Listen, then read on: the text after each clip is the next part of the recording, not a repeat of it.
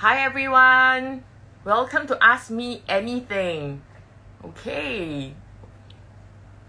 Well, Ask Me Anything is part of our series of Aphasia Awareness Month activities.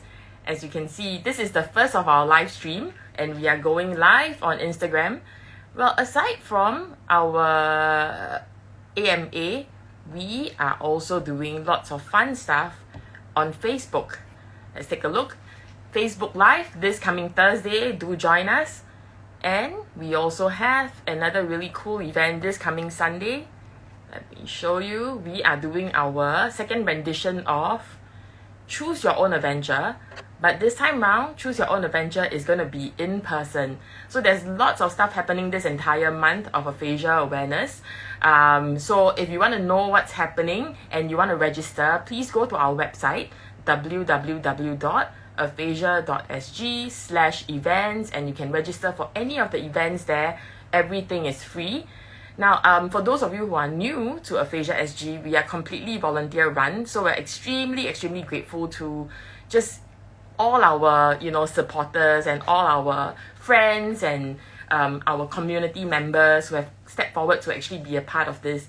And today we are so happy, so privileged to have with us good friends and collaborators, InnovativeOTs. Okay, let's see, our InnovativeOTs who are going to let you ask them anything about occupational therapy. Last year, we did Sort Talk, which was really well received and lots of questions, and more people wanted to hear about occupational therapy and basically, I think, allied healthcare. So we decided to actually do Ask Me Anything this year, and this is the very first of our live stream. So without further ado, I am actually going to invite our friends and our collaborators, InnovativeOTs. Let me just bring them on. We have John and we have... Okay, let's see. InnovativeOTs magically appear now. Hey. Welcome, Sijie. Welcome, John. Hello. Thank you so much for being a part of our Aphasia Awareness Month. Yay! Hey. You know, every time when it's coming to June, right, our entire team kick into a bit of a panic mode. Like, wow,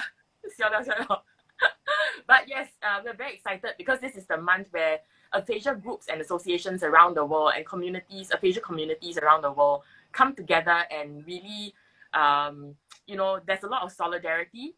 And it's just great that everybody wants to do our part to actually raise awareness for this condition, which is so invisible. Yeah, so yes, thank you so much, guys, for being a part of this. Welcome. You can introduce yourself to the audience who are not so familiar with you. Okay. Hi. I'm Sijie. I'm an occupational therapist. Yeah. And John here. Basically, we're both like freelance OTs right now. Working in like a few different settings. Yeah, and then we also run this like innovative OT page. We used to, but we've been very quiet. Yeah, we used to be a bit more active. Yeah, but we hope this will be the start of us coming back to the account. That means this must be very good lah. That's why the social media side has died down a little bit. We know. Don't and all that. So some of you have asked us questions on our IG story. We have collated them. And we're gonna dive really deep in because we don't have much time. We only have half an hour and there are tons of questions. I'm just gonna go right in and ask question number one, okay? What's the difference between OT, occupational therapy, and physiotherapy? Wow, it's a very common question that we get all the time, honestly. I think even doctors ask us sometimes. I think to just make it... Yeah, of course. Yeah, I think sometimes they don't get it. Everything they think it's either the physio or everything they think it's either the OT, and they get confused all the time. I think a good way to start off, I think it's just saying that I think as OTs, when we were taught in school, our core philosophy of the practice and our values and belief system that guides our practice is very different from a physiotherapy. We are taught to see the patient as a whole and not as parts, not by its condition, but by who they are as a person. And usually we are also more concerned about how whatever condition that they have at that point in time affects the things that they need to do on a daily basis. Right. So then we then go in to see how we can help them achieve independence or help facilitate things that they like to do and help them return to the things that they like to do in that sense. So I think that would be what we say what an OT is. Yeah. Okay, because I mean it's easy for us to understand because we are in healthcare. Any way we can explain it to like a lay person. Let's say now you're talking to somebody who is a caregiver who has never had a sick person in the house. How would you explain it so that it's really understood? Like a elevator like that. What do you do? What does occupational therapists do? Wow, elevator pitch. Okay, I try my best. So basically, imagine someone who had a stroke, right? And then person has aphasia, the person has hemiplegia, one-sided weakness. And the person used to love to cook a lot. And then at this point in time, because of the stroke, resulted in weakness in one side of the body, and it's not really able to go back to cooking as how he or she used to. So then we usually come in and see what are the areas that we probably need help with. Do we need to modify certain equipments that they use? Can we modify the task so that we can help facilitate them in still doing the task? Is it components of the task? How can we help to facilitate them doing the whole complete from preparing to cooking to putting it on a plate? Or can we just paste it and grate it such that we can actually modify that? Oh, they can help prepare. And whether the things that they need to use to prepare, do we have to modify it? Can it be the usual things that they use? Or we need to have like say, a different kind of chopping board, a different kind of knife, and so on and so forth. That's where we come in. We help them problem solve. We help to facilitate, and we help them to get back to doing the things that they like and matters to them. In other words, I'm hearing a couple of things. One is you're talking about function, right? Then activities of daily living, and then leisure, recreation, and then also modification. So okay, I see this comment. Okay, this comment, this quote from I Am Quanky says, I read this a long time ago. PT ensures the person can run. OT ensures the person isn't running naked. I love that quote. That's very true. Yeah, that's a very good one. I'm gonna save that quote. Yeah. That's a really good quote. So which means and I remember this when I was in the rehab wards. OT will also do things like shower assessments and all that, right? Yeah, we do that a lot. Yes. But the PT wouldn't do that, right? No. They won't. Basically, you look at like activities of daily living, like things that you need to do every day, that are necessary for you to do or that is meaningful for you to engage in.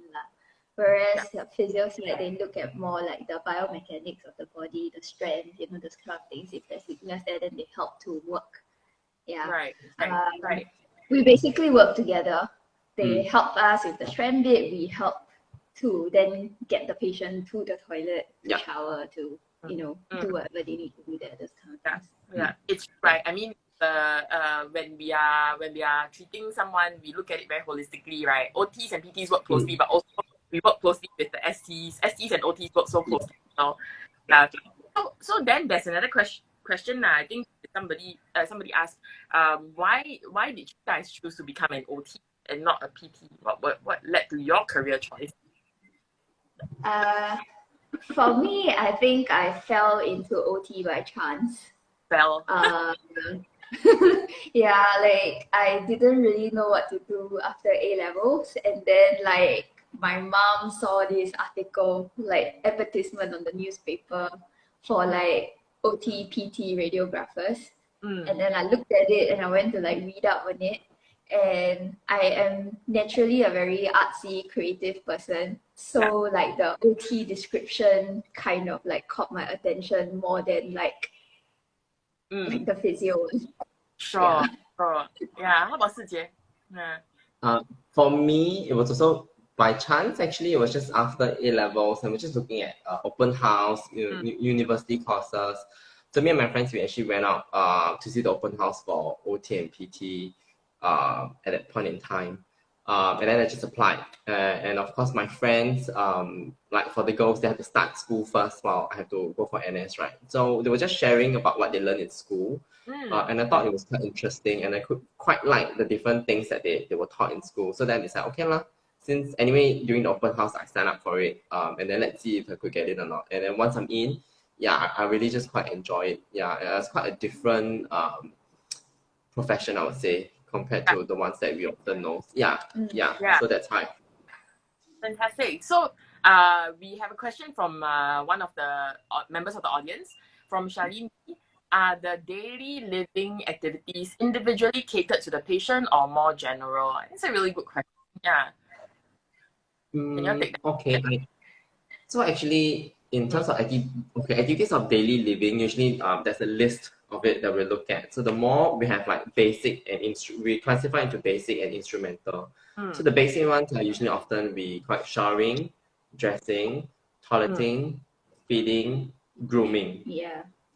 And so things that everyone basically do every day. Yeah, so that's what we call activities of daily living. That one is a bit more generic, whereas your instrumental might be a bit more individually, as in it can be generic but also individually catered. So this all depends on the routine and the habit of the particular person. So for example, if it's a housewife, then they may have on top of their basic ADLs, they may have instrumental ADLs like, going to the market, grocery shopping, taking the transport, cooking, household chores, those kind of things. So whereas if let's say it's a office worker, then their ADL, their instrumental things might be a little bit different. Because they have a worker role and stuff. And as we mentioned earlier, so like even returning, working is a form of instrumental ADL as well. And then also the more common ones would be say money management. So everyone does it. So that's quite generic and applies to almost everyone. Taking public transport as well. That's also something very generic and applies to everyone as well. So so that's how we look at it. Like there are those that applies to everyone, and there are also specific that only caters to very individualized. So generally what we do during the session, we tend to find out what the person's previous roles, habits, things that they do daily, do they, what occupation, what do they work as, we try to find out all this, and then we try to see what they want to work towards. It's a really good question. Please keep the questions coming, guys. This is Ask Me Anything segment, so really ask anything, okay?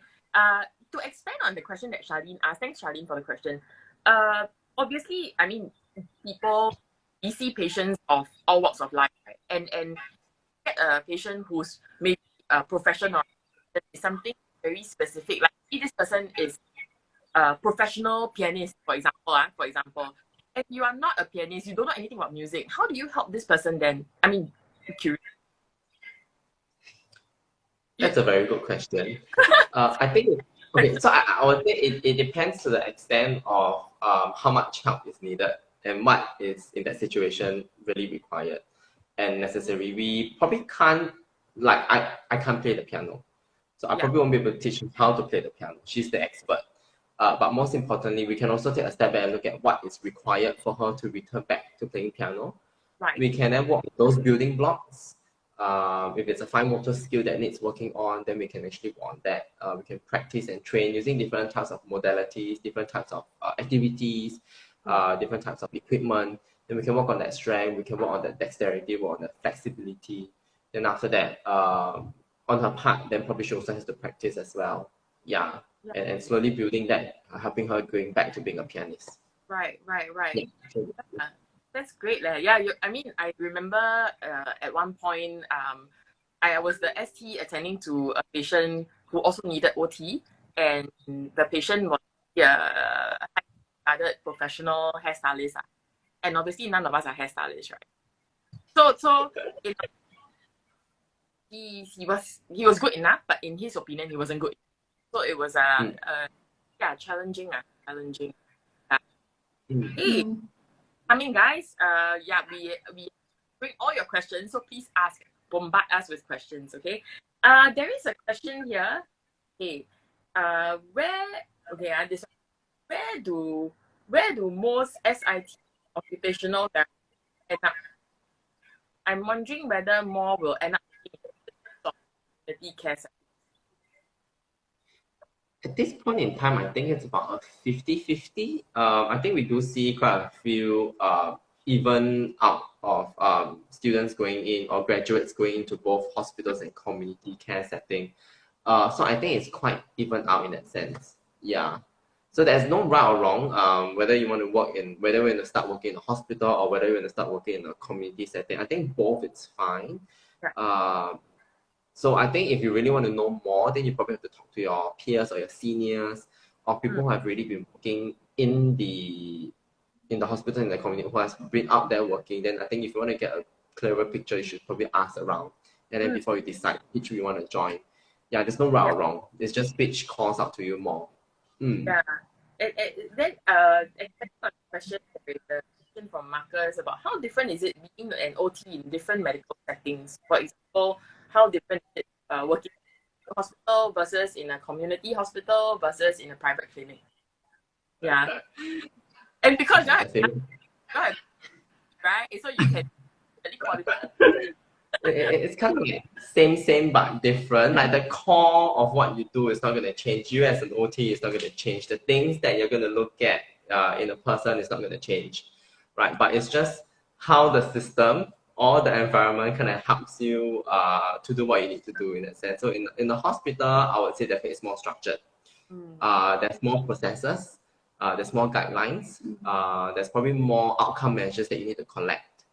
In that sense. So it's a more structured environment. A community setting, you probably get to see the patients for a longer period of time. You probably work with them for a longer period of time, and the needs that they have is going to be quite different from those in the acute setting. The acute usually are quite targeted, quite specific, and then then they go home. But in the community, you get to work with them for a longer period of time, and the goals can change or the needs can change depending on what's required for them. And usually in the community, they can stay for up to a month, sometimes more than a month. So that gives you that more time to work with them. And you really do see the patient's progression. Yeah. And then community, you also have places like nursing homes, daycare centers, and things like that. So then the goals for the patients will be a bit more different. And the way that we, like maybe give out therapy will be a bit different. Like you might be doing more group therapy and things like that. Yeah. There's a comment from different goals and outcome measures for patients. Yeah, thanks for that. It's very I think it's very so then I think yes, Sijie, please go ahead. Oh no, I think we just left the last one, which is the private sector. But I think private sector, I think it depends on how you practice. I think everyone knows that's this thing called a locum, but as a locum, you're also considered like a freelance therapist. You could either work in private clinics with your physio counterparts or with doctors, or you can just do your own home therapy. You can also be having assignments where you get attached to hospitals and community hospitals and nursing homes. But of course, then the nature of the assignment is very different. Like it could be just pure clinical load and that kind of thing. But of course, in the acute and the community, if you are full-time staff, of course, then that in itself, you also have other roles there on and not just being a clinician sometimes. Yeah, so that's just that. Thanks for that. Okay, there's another question over here. So to people who just joined us, this is Ask Me Anything. And today we have our guests, Sijie and John, Innovative OTs. Please ask them anything. Okay? Please write your questions in the box and we will answer them. Question over here, and it's somebody who's thinking about being an OT, right? Because I'm interested in OT, and I'm pretty curious about the salary range. Wow. Okay. That's a very good question, but we don't work in this profession for the money sometimes. Well, that's what healthcare is, isn't it? But I think if entry level, please correct me if I'm not wrong. Entry level, I don't know. Yeah, I think it should be about 3 to 4K a range. I'm going to give a wide range because I'm not sure what's the pay adjustment like at this point in time. Yeah, maybe when we joined, it was around there. Maybe it's a lot more now. Who knows, right? Who knows? When I joined, it was a bit lower. When I first joined, it was definitely a bit lower. So I think time has passed. So I think it's probably like 2 to 4. It depends on the qualifications that you come up with. And the setting. And the setting in itself. Yeah. So, but of course now most people graduate with a degree. So I think the pain should be definitely above 3.1 to 4, maybe. Yeah. Right. Yeah. Okay, and I think so to everyone who just joined, we will ask some questions at the end, but you can win prizes. So stay with us, okay? Asia Awareness Month. We are going to tackle some questions about occupational therapy and aphasia as well. So how often do OT involve with aphasia? There's one question here. From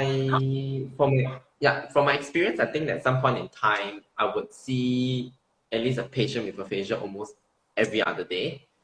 At this point in time, I still do, but of course the frequency has dropped. So it really depends on the setting that you work in. So if you're in, say, if you're in acute and in a community setting where there is small patients with neurological deficits, patient with stroke, then of course the chances of seeing patient with aphasia is much higher than those who don't work in that kind of setting or that diagnostic group per se. So I mean, I used to see them quite a lot, but now I think it's at least once. I'll probably see 1 to 2 a week at least. Yeah. Okay. I mean, we all know, right? Basically, if let's say you're working in a stroke unit, more than 1/3 of will have aphasia. So that's the kind of number, right? Okay. And there's some right? Like for example, what is the link between aphasia and Adls? Since at the start you explained to us that OT is all about helping a person regain function and returning to regular, the link between aphasia and Okay. I think to put it simply, when you have a difficulty in expressing yourself or understanding something, it will definitely hinder in understanding the person's need. So put it into context. I think simply imagine you want a cup of water, but you cannot express yourself, or you cannot, and then someone else gives you tissue paper instead, or to wipe yourself. Can you imagine? You probably feel frustrated, right? And then imagine you have to repeat yourself multiple times, and the person on the other end just doesn't get you. So you're just gonna get really frustrated. So from my experience, I think what I've observed that is usually also people with aphasia, when we need to understand them so that we can address that kind of needs. So that they can tell you what they want, what they need. And sometimes they also come with some form of motor apraxia. For example, they may see a toothbrush, but they don't know what to do with it, or they may end up using the toothbrush as a comb. So then we need to step in, we need to see how aphasia and also apraxia may affect their Adls. And then we need to help them establish some form of communication, some form of routine, and a way to actually help them to go back to doing it, and also help their loved ones understand how they can actually help them in facilitating in them doing all those things. I mean, actually, if you all have any questions, do you all have any questions that you want to ask? I mean, John and Sijie, about aphasia, and one of those tricky, isn't it? Yes, actually, I think sometimes as OTs, we also want to know like what are some of the resources that we can tap on to make communication easier for people with aphasia. Like what would you recommend, or what would you suggest? I think commonly you might see in an acute setting STs doing patient boards for patients, which is very linked to ADL. So for example, the board could be 4 images or 3 images, picture, toilet thing, right? A toilet bowl or water. These are really big, and sometimes if the person has aphasia and they have no verbal output, we do that simply. But it's not so. It's not so easy, and not all patients like to use boards. The person might outgrow it very fast. But once they are able to get even some voicing or able to get past that stage, they would so much prefer to communicate. So don't be too offended STs if let's say the patient chooses not to use a COM board after 2 days. It's just part of the progression. It's okay. Right. I mean, what do you find that actually with COM boards? I do have some patients that refuse to use the cards or the board, not like the picture cards. They just refuse to use it, and they get angry and upset. So I find myself trying to gesture a lot more. while trying to understand. Yeah, and like gesturing, pointing, and trying to explore what other ways they feel that they want to try and communicate. But sometimes I feel like it's also a bit of a hit and miss. Yeah, and I think sometimes it's really having to speak to like a SD counterpart really helps. Because maybe what I try may not be something that he really likes, but maybe my SD counterpart has tried some other ways, and actually that they find it much easier. So I think Yeah. So in summary, very important, right, to work as a team and to constantly have conversations with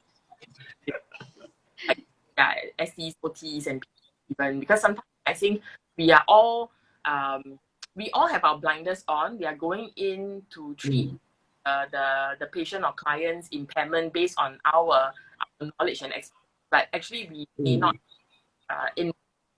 we may not know enough about the right. Yeah. And we are truly ordinary lah. But right now, I think it's based on this multi-D model. I think we all have some blindness, so it's important to having conversations. Yeah. And so it's great. What you guys are doing. So sometimes I mean, so when you gesture cards, are there any other things that you communicate with persons who have aphasia? Can you repeat the question? We didn't quite catch that. So other than gesturing and communication, are there any other things that you all might use? Yeah.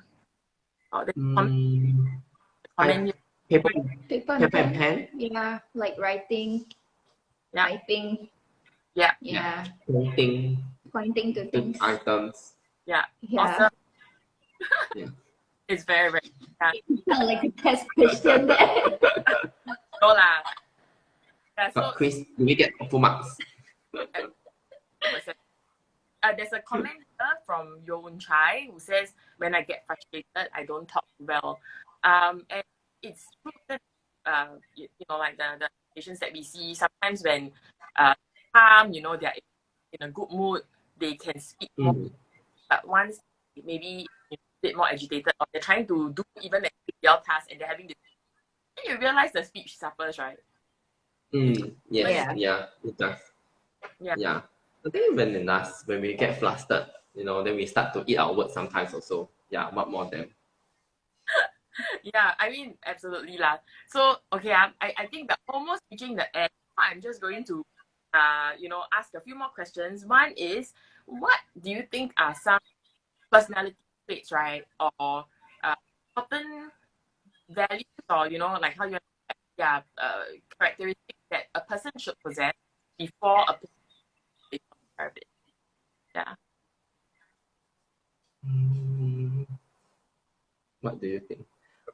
I think reflective. I think reflective is one. I think we actually just had this conversation as well about what makes an OT or something along that line. But sometimes it's hard to pinpoint, say that you must have this personality trait, you must have that personality trait, you must have this characteristic, you must have that. But rather, I think sometimes it's you need to try out. Yeah, but I think most important thing is you have to be very receptive, and you have to be very reflective, and you have to be very open to new experiences. I think reflective is like top of my list because we're like constantly doing that every day. Like maybe not with every patient, but like more in depth with a few, that kind of thing. And then you're also like reflecting on yourself, how you interact, those kind of things, how you are with colleagues and stuff like that. Yeah, and I think the other thing is just have to be very open-minded to new experiences, working with different people, working in a team, or even trying things out. Because sometimes I find that OT, the whole process and the whole journey can be quite of an experiential learning. Yeah. And so you must be very open to doing all sorts and doing all kinds. And be open to learning new things, which might not even be OT related, but will help you eventually sometimes. Yeah, it's like, your pianist patient. Yeah. Like, we might go and look into like what they do, that kind of thing, so that we can get an idea of like how we can plan the sessions and stuff. Yeah. And I think like, I think like one thing that I believe that helps is also creativity. Because like sometimes when you work in a hospital or community setting or anything, things get mundane. Like, you know, the things that you do and all. And having a bit of creativity actually helps to like spruce out the day a little bit. Yeah. So in other words, I hear reflective, I hear adaptable, I hear creative, and I guess innovative, which is what you guys are. Yay! Yeah. I did say there was going to be a quiz question. I'll let you guys do the honors of asking the quiz question. And then also there is a question from a member of the audience, Thomas, right? He asked, do you leverage on any technologies for different types of treatment or any possible technology possibly be implemented in the future? But I'm mindful that the time is 9:30, so I'm afraid we might have to answer this question offline. Maybe we have PM Thomas, you know, or type out the answer so on time. Yeah. Thanks for the questions, okay? Thanks for asking the question, Thomas. It's a great question because tech is really the way to go. Not just for OT, I think in healthcare in general. Okay, but before we end off, can you honors of asking the question where they will win a very attractive prize of our specially designed aphasia task. So the story about the task is it's actually designed by one of our members who has a teacher who has turned to work, and also is from a participant become volunteer. And you know the thing about face mask is apart from the fact we need to wear it still indoors. It's actually very symbolic, right? Of the put on the mask, actually it does make it harder for you to talk. Yeah, and actually as a speech therapist, I absolutely wearing the mask. So yeah, okay guys, can you ask a question and faster win? Okay, you all just write the comments. Okay, so question is, what is one of the upcoming events for Aphasia Awareness Month? Wow, okay. I think this was shared by Evelyn like at the start. Yeah, Evelyn. Come, yeah. Comments, please. Can do a recap. Flash. Oh, I can't do the share screen. Yeah, with 2%. Okay. All right. Responses? Yeah. Yeah. What are some of the what is just name, right? Any activity that we are doing for Facial Awareness Month? We're coming to the end, so this is any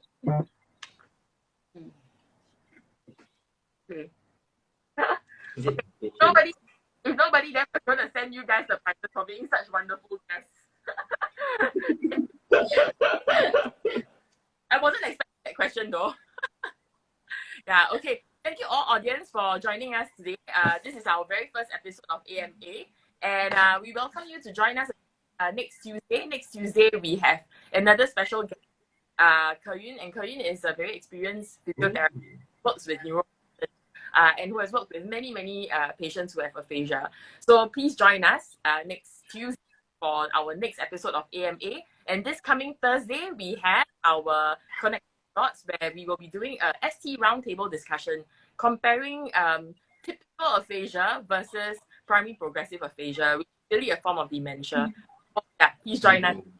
And thank you once again, guys, Jan and Sijie, thank you all so much for doing this. Thanks for having us.